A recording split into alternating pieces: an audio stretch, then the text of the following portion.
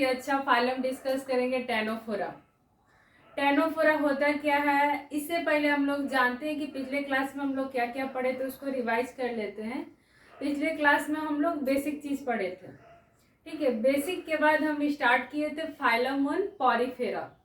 Porifera क्या होता है, इसको हम लोग बेसिक में डिस्कस किए थे, एक एक पॉइंट डिस्कस किए थे।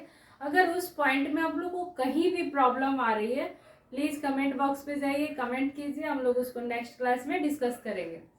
सेकेंड फाइलम हम लोग स्टार्ट किए थे सिलेंट्राटा एंड निडेरिया।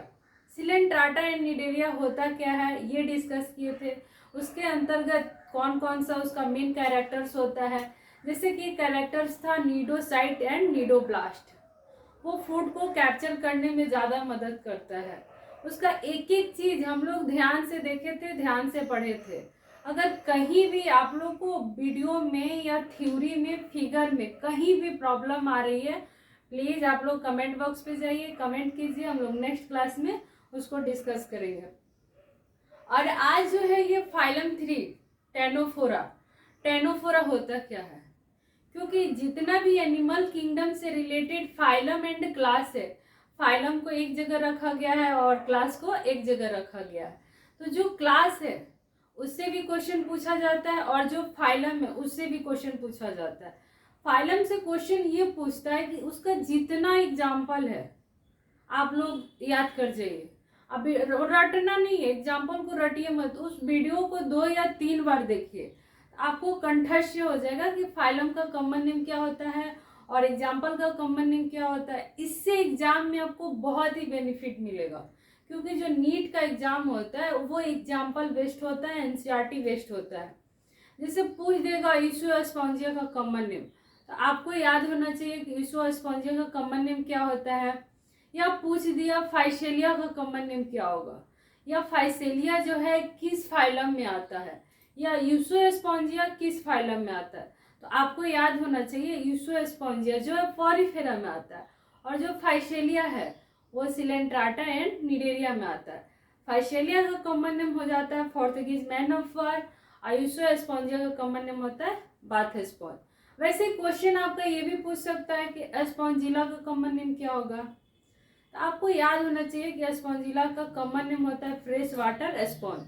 उसका कॉमन नेम आप लोग याद करके रखिएगा, क्योंकि एग्जाम में आपका एग्जाम्पल से क्वेश्चन पूछता है, थ्योरी से पूछता है एंड फिगर से पूछता है। एनसीईआरटी से बाहर क्वेश्चन नहीं पूछता, 1 या 2 रहेगा, लेकिन 99% आपका एनसीईआरटी बेस्ड क्वेश्चन रहता है। हम लोग एनसीईआरटी के एक एक पॉइंट डिस्कस कर रहे हैं। कहीं भी आपको प्रॉब्लम आ रही है एनसीईआरटी के लाइन में या इस क्लास में, आपको कहीं भी प्रॉब्लम आ रही है, प्लीज आप लोग कमेंट बॉक्स पे जाइए, कमेंट कीजिए, उसको हम लोग नेक्स्ट क्लास में डिस्कस करेंगे। तो आइए हम लोग जानते हैं टेनोफोरा फाइलम 3। जो टेनोफोरा होता है ये अपने में बहुत ही दमदार टॉपिक से, बहुत ही दमदार फाइलम में। ये होता क्या है, इसका एग्जाम्पल से क्वेश्चन पूछा जाता है। जो टेनोफोरा होता है उसको हम लोग सी वॉलनट्स के नाम से भी जाना जाता है, और ये ज्यादातर रेडियल होता है, डिप्लोब्लास्टिक होता है। अगर आप लोग बेसिक क्लास नहीं पढ़े हैं, एनिमल किंगडम का बेसिक क्लास नहीं देखे हैं, यूट्यूब के डिस्क्रिप्शन में लिंक है, आप लोग वहां से जाके देख सकते हैं। और समझिए कि अगर बेसिक अगर आप लोग को समझ में नहीं आएगा तो फाइलम एंड क्लास समझने में थोड़ी सी दिक्कत आएगी कि कौन डिप्लोब्लास्टिक होता है, कौन ट्रिप्लोब्लास्टिक होता है। तो डिप्लोब्लास्टिक में कौन कौन सा लेयर पाया जाता है, एक्टोडर्म एंड इंडोडर्म, और ट्रिप्लोब्लास्टिक में एक ऐड होता है मेसोडर्म, उसको हम लोग बोलते हैं ट्रिप्लोब्लास्टिक। और जो 2 है एक्टो एंड इंडो, उसको बोलते हैं डिप्लोब्लास्टिक। तो बेसिक क्लास का जो है आप लोग यूट्यूब के डिस्क्रिप्शन में लिंक है, आप लोग वहां से जाके देख सकते हैं। क्योंकि जो एनिमल किंगडम चैप्टर है बहुत बड़ा चैप्टर है, इससे फाइलम से सबसे ज्यादा क्वेश्चन पूछा जाता है। कभी 6 भी पूछ देगा, कभी 7, कभी 8, डिपेंड अपॉन नीट के ऊपर है कि कितना क्वेश्चन आपको फाइलम से पूछता है। अगर हम लोग चैप्टर वाइज तैयारी कर रहे हैं, टॉपिक वाइज तैयारी कर रहे हैं, तो आपको कहीं से भी क्वेश्चन नहीं छूटना चाहिए। जैसे मान लीजिए आप फाइलम पढ़े 1 पॉरीफेरा, तो पॉरीफेरा से आप लोग क्वेश्चन बैंक बनाइए। अगर क्वेश्चन बैंक में कहीं भी आपको प्रॉब्लम आ रही है प्लीज कमेंट बॉक्स पे जाइए, कमेंट कीजिए, हम लोग उसको नेक्स्ट क्लास में डिस्कस करेंगे। कहीं से क्वेश्चन नहीं छूटना चाहिए आपका। ये हुआ आपका पढ़ाई। अब हम लोग जानेंगे जो टेनोफोरा होता है वो कम जेलिश भी होता है और सी वॉलनट्स भी होता है। उसको कम जेलिश के नाम से भी जानते हैं और सी वॉलनट्स भी होता है। वॉलनट्स का मतलब होता है अखरोट, ठीक है। उसका जो आकार होता है अखरोट टाइप में होता है। इसका पहला पॉइंट है टेनोफोरा कॉमनली नोन एज सी वॉलनट्स और कम जेलिश। मतलब ये क्वेश्चन ये पूछेगा कि जो टेनोफोरा होता है उसको सी वॉलनट्स के नाम से जाना जाता है और कम जेलिश के नाम से जाना जाता है। ये बहुत अच्छा क्वेश्चन है नीट के लिए। जो स्टूडेंट नीट का तैयारी कर रहे हैं बायोलॉजी को बिल्कुल मत रटिए। और जितने भी बच्चों को लगता है कि बायोलॉजी बहुत टफ सब्जेक्ट है, नहीं समझ में आता, ऐसा कुछ नहीं है। उसको समझ के पढ़िए, कॉन्सेंट्रेट होके पढ़िए। अब वीडियो को 2 से 3 बार देखिए। इससे ये बेनिफिट होगा कि आपको रटना नहीं पड़ेगा। और कहीं भी आपको एग्जाम्पल में, थ्योरी में दिक्कत आ रही है तो प्लीज कमेंट बॉक्स पे जाइए, कमेंट कीजिए, उसको हम लोग नेक्स्ट क्लास में डिस्कस करेंगे। दूसरा पॉइंट है एक्सक्लूसिवली मैरीन। जो टेनोफोरा होता है ये मैरीन में पाया जाता है, समुद्र में पाया जाता है। रेडियल सिमेट्री होता है। रेडियल सिमेट्री हम बेसिक क्लास में एकदम अच्छे से डिफाइन किए थे कि रेडियल सिमेट्री क्या होता है, बायलैटरल क्या होता है और ये सिमेट्रिकल क्या होता है। रेडियल सिमेट्री होता है कहीं से भी उसको कट कीजिए, चारों तरफ से बराबर हिस्सों में बंटना चाहिए, उसको बोलते हैं रेडियल सिमेट्री। एंड डिप्लोब्लास्टिक होता है। डिप्लोब्लास्टिक का मतलब ये हुआ कि उसमें इक्टोडर्म एंड इंडोडर्म दोनों पाया जाता है। डिप्लोब्लास्टिक ऑर्गेनिज्म होता है with tissue level of organization होता है। इसमें इसका जो शरीर होता है ऊतक होता है, ऊतक का संगठन होता है। किसमें? टेनोफोरा में। यहाँ थोड़ा सा साउंड का प्रॉब्लम है, उसके लिए वेरी वेरी सॉरी। इसका मतलब होता है टिश्यू लेवल ऑफ ऑर्गेनाइजेशन। ऊतक में जो शरीर होता है, शरीर में जो ऊतक पाया जाता है, टिश्यू पाया जाता है, उसका संगठन होता है। किसमें? टेनोफोरा में। नेक्स्ट पॉइंट है दिया the body bears 8 external row of ciliated complex which help in locomotions. मतलब जो इसके शरीर होता है, जो टेनोफोरा का जो शरीर होता है उसमें 8 बाह्य पक्षमा भी पाया जाता है, जिसको हम लोग सिलिएटेड कॉम्प्लेक्स के नाम से जानते हैं। जो कॉम्प्लेक्स होता है वो मदद करता है लोकोमोशन में, मतलब चलने फिरने में मदद करता है। कौन? कॉम्प्लेक्स। और जो कॉम्प्लेक्स होता है टेनोफोरा होता है उसमें एक्सटर्नल जो रो होता है वो कितना होता है? 8 होता है। जैसे मान लीजिए ये टेनोफोरा का बॉडी है, बाहर वाला में इसका 8 रो होता है, इसको सिलिएटेड बोला जाता है, सिलिएटेड बॉडी, ठीक है। और जो कॉम्प्लेक्स होता है, सिलिएटेड बॉडी होता है, वो हेल्प करता है लोकोमोशन में, चलने में मदद करता है, या अपने जो भोजन है हेल्प करेगा, वो किसमें करेगा? सहायता करता है। किसमें? चलने में सहायता करता है, मदद करता है। नेक्स्ट पॉइंट है digestion is both extra cellular and intracellular. जैसे कि हम लोग सिलेंट्राटा में पढ़े थे, उसमें भी जो डाइजेशन होता है वो इंट्रासेलुलर भी होता है और एक्स्ट्रा सेलुलर भी होता है।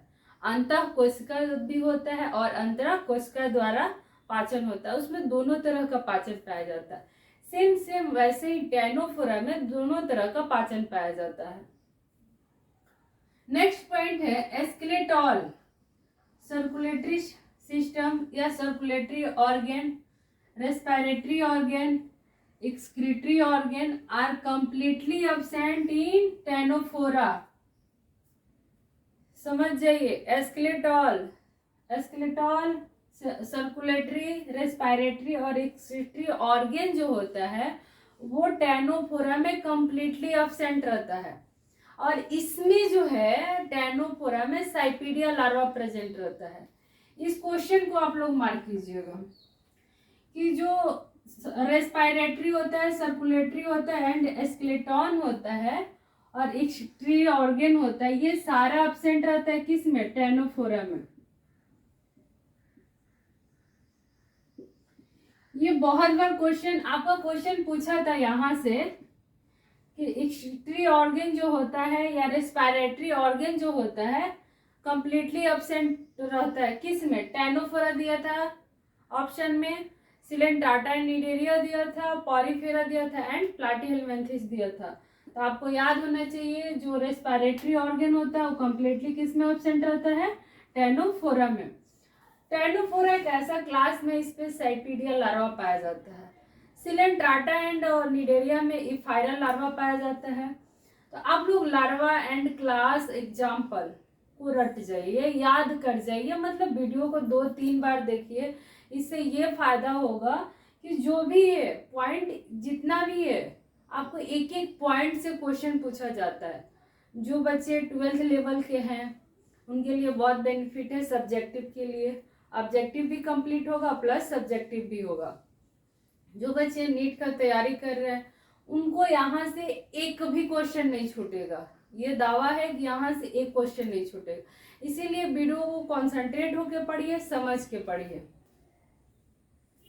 दिया साइपीडिया लार्वा प्रेजेंट इन टेनोफोरा।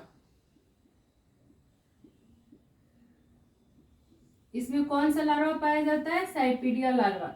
ये जो क्वेश्चन है, ये दोनों जो क्वेश्चन है बहुत बार एम्स में भी आया है, जिपमर में भी आया है, नीट में तो पूछना ही नहीं।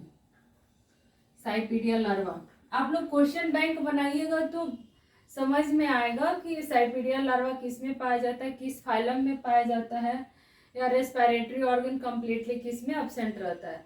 तो एक एक चीज को आप लोग ध्यान देके पढ़िए और क्वेश्चन बैंक बनाना अब स्टार्ट कीजिए, क्योंकि हम लोग 2 चैप्टर खत्म कर दिए हैं, बायोलॉजिकल एंड प्लांट। हम लोग 3rd स्टार्ट किए एनिमल किंगडम। तो जब तक आप लोग क्वेश्चन बैंक नहीं बनाइएगा तो पता कैसे चलेगा कि आप कितना क्वेश्चन अटेम्प्ट कर रहे हैं, कितना गलत हो रहा है। और सही सही बनाइए, जो क्वेश्चन बन रहा है उसी को बनाइए, और जो नहीं बन रहा है प्लीज आप लोग कमेंट बॉक्स पे जाइए, कमेंट कीजिए, उसको हम लोग नेक्स्ट क्लास में डिस्कस करेंगे।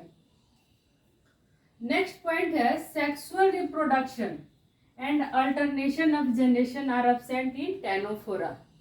इसमें जो अलैंगिक जनन होता है और अल्टरनेशन ऑफ जनरेशन जो होता है, मेटाजेनेसिस जो होता है, वो फाइनली एब्सेंट रहता है किसमें? टेनोफोरा में। क्योंकि जो अल्टरनेशन ऑफ जनरेशन होता है ये फाइनली एब्सेंट रहता है। सेक्सुअल रिप्रोडक्शन वो भी एब्सेंट रहता है, अलैंगिक जनन भी इसमें एब्सेंट रहता है। ये भी क्वेश्चन को मार्क कीजिएगा। There bioluminescence the property of living organism to emit lights as well marked in Ctenophora. कहने का मतलब ये है कि जो बायोल्यूमिनेंस जो होता है प्राणी के द्वारा प्रकाश उत्सर्जन करना टेनोफोरा का मुख्य उत्पादन है या उत्सर्जन है, सहायता है, कुछ भी आप लोग बोल सकते हैं, या मुख्य विशेषताएं हैं। जो बायोल्यूमिनेंस होता है जो प्राणी में होता है, प्राणी के द्वारा ये प्रकाश को उत्सर्जन करता है, बढ़ाता है टेनोफोरा में।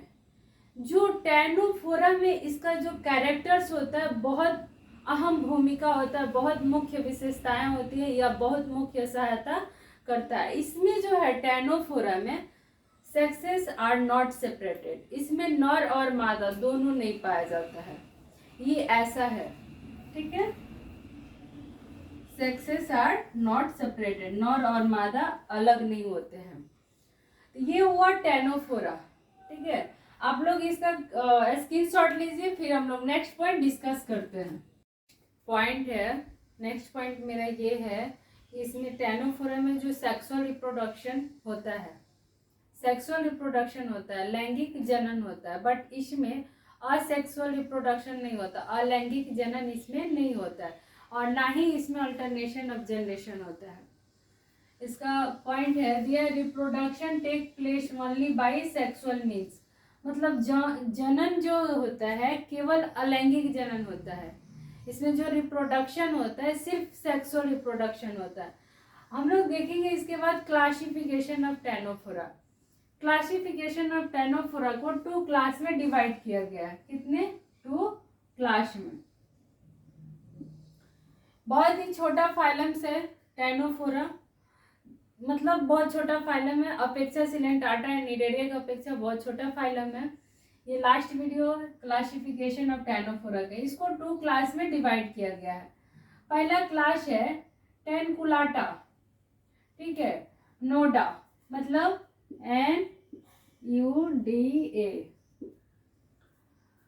जो टेनकुलाटा होता है उसका जो बॉडी होता है रिबन लाइक शेप्ड होता है, ठीक है, रिबन लाइक शेप्ड। इसका बॉडी कैसा होगा? रिबन लाइक शेप्ड बॉडी होता है। इसमें जो टेंटिकल्स होता है 2 टेंटिकल्स होता है, लॉन्ग 2 टेंटिकल्स होता है जो लॉन्ग होगा, ठीक है, टेंटिकल्स इसमें प्रेजेंट रहता है। लेकिन जो नोडा होता है, नोडा इसको बोलिए या नूडा बोलिए, ये जो होता है इसमें टेंटिकल्स अब्सेंट रहता है, नॉट कंटेन्स टेंटिकल्स, इसमें टेंटिकल्स नहीं पाया जाता है। एग्जाम्पल है टेनकुलाटा का वेलामेन, इसको बोल सकते हैं वेनस ग्रिडल। दूसरा एग्जाम्पल प्यूलो ब्रांचिया इटिशी, इसका एग्जाम्पल है बोरे। जो बोरे होता है उसको स्विमिंग आई ऑफ कैट कहा जाता है, स्विमिंग आई ऑफ कैट। इसको याद कर लीजिएगा, ये क्वेश्चन जिपमर में पूछा गया है।